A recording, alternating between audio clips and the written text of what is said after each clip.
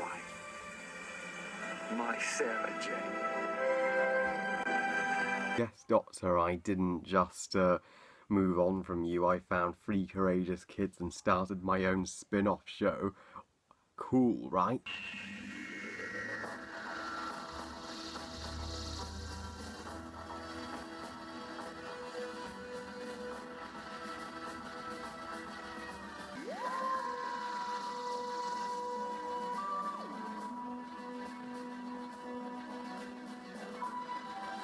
School Reunion by Toby Whithouse, and is of course episode 3 of series 2 of Doctor Who. And School Reunion tells the story of the Doctor and Rose are now staff at a school where the staff are hiding a mysterious secret. They are actually the bat-like creatures known as the Krillitane, who plan to feed the children oil in their school dinner to help them crack a code which will give them the power of gods. But luckily old friends return, such as Sarah Jane Smith, played by the awesome Elizabeth Sladen, and of course the lovable K9.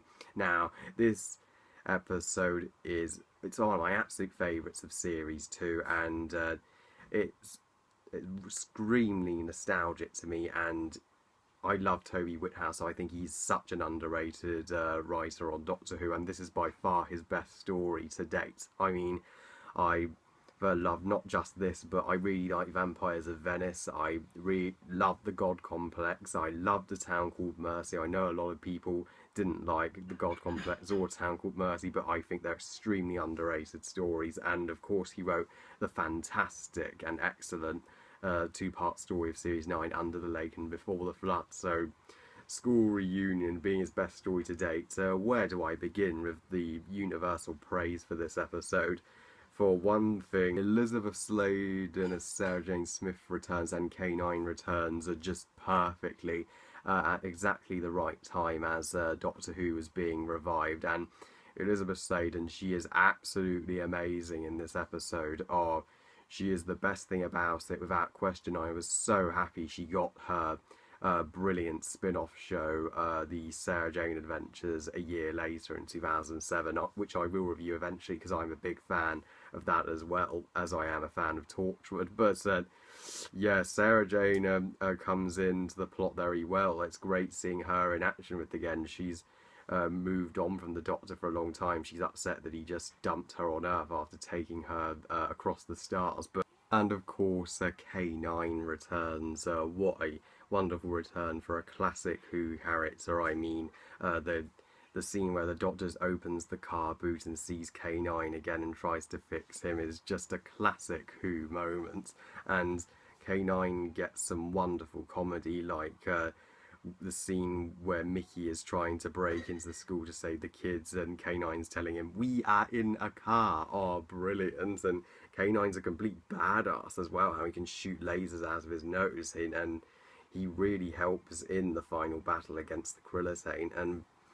And even the Doctor gets a great deal to do in this story. I mean, I know the Doctor and Rose and Mickey also returns. They may be overshadowed by Sarah Jane and K9, but they have a great deal of substance to do too. The Doctor being a teacher at this school and Rose working in the kitchens, and because obviously her love of chips. And this episode is very character based for the Doctor as well, as he's overjoyed to see one of his old companions return, but he has to explain why he left Sarah Jane back on Earth. And he even has a very emotional scene with Rose, how he's explaining she can spend the rest of her life with him, but he can't spend the rest of his life with her, as Time Lords just, they don't age, they regenerate, and they live forever, so he will one day move on. And even Rose gets a great relationship with Sarah Jane. Of course she hates Sarah Jane because 2 companions obviously will compete for the Doctor at first, and it's a brilliant moment when Rose and Sarah Jane are having that argument of all the things they've seen and who's seen the best monsters, and Sarah Jane ends it with the Loch Ness Monster. Oh, that makes me burst out laughter every time.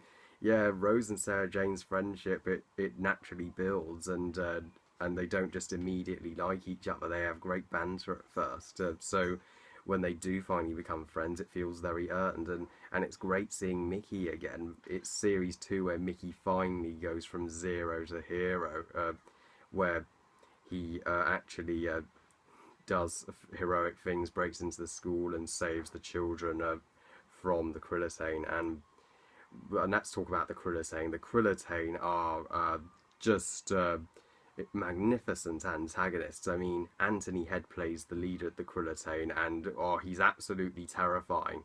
Anthony Head was, of course, Uther in Merlin. Great show, by the way, and here he is just as excellent. His entire premise is menacing and so commanding, and he's the only Krillitane who stays in his human form for the most part, which makes him really stand out.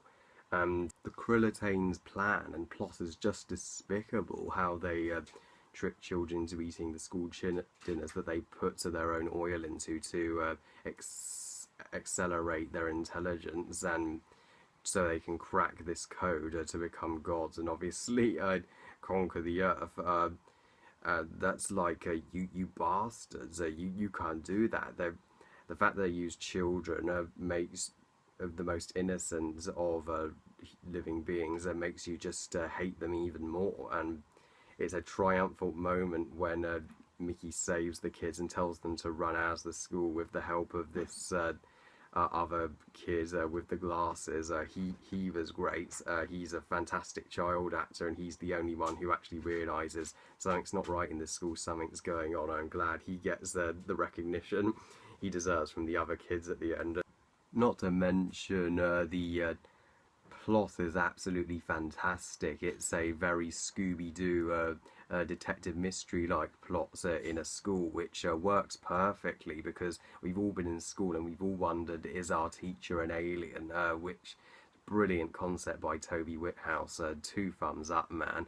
And when the second half of the episode has the climax, which is a brilliant series of chase scenes throughout the school of our heroes evading the Krillitane, and they ultimately defeat them with the help of K9 exploding the oil because their own oil is toxic to them. And there's this huge explosion. Oh, it's brilliant. It's a spectacular way to conclude the episode.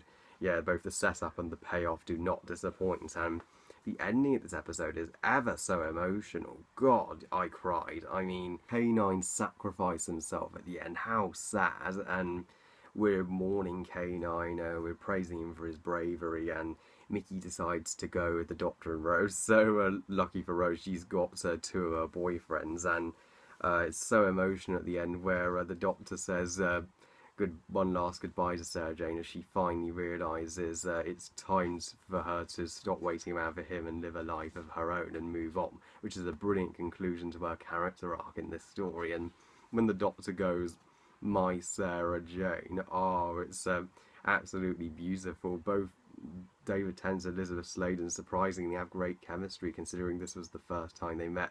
And the ending's even happier when the Doctor rebuilt K9 with a brand new model, and he goes off with Sarah Jane, and that brilliantly hints at Sarah Jane adventures. And I know some people say Rose has one of her most bitchy moments ever when she says to Sarah Jane, when they discover about the rats in the school when they're investigating at night, she goes, "They never use rats in biology. Where are you from? The Dark Ages?" And well, I don't think that came off as a horrible remark. I mean, we don't use rats in biology in school anymore. She was only informing Sarah Jane of the times. Maybe in Sarah Jane's day they did use rats in biology. I don't know, but I wouldn't call that mean-spirited. Besides, Rose and Sarah Jane did have a great, hilarious banter, so I don't know why people complain. So, overall, guys, I absolutely love School Reunion. I don't have any complaints about this episode whatsoever. It's just all around perfect. An absolute Who classic. One of the absolute best stories of Series 2. Toby Whithouse should be very proud, and I will forever watch it and love it again and again. I give School Reunion 5 stars out of 5. Well, I love you guys. Thank you for watching. What do you think of School Reunion? Please comment, let me know. If you like this video and subscribe, please follow us on Google+. And I'll see you all next time when I review The Girl in the Fireplace. Bye, guys.